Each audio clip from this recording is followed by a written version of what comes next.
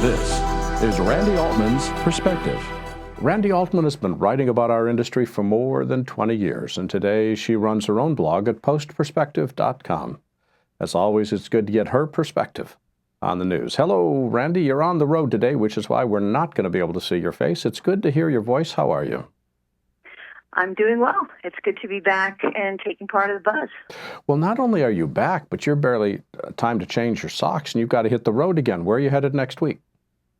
I'm going to be out in L.A. for the SIGGRAPH show. What are you looking forward to at SIGGRAPH?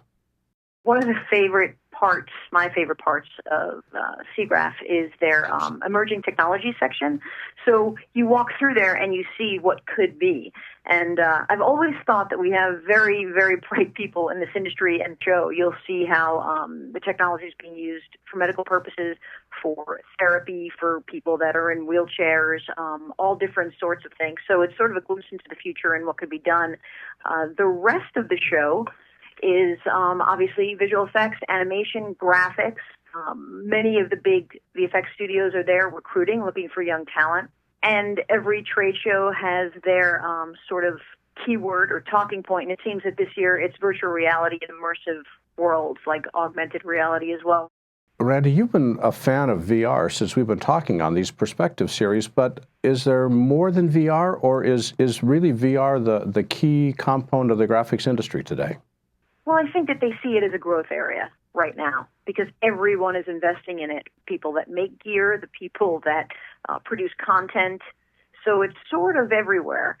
There's headsets that are going to be on display. There's going to be cameras.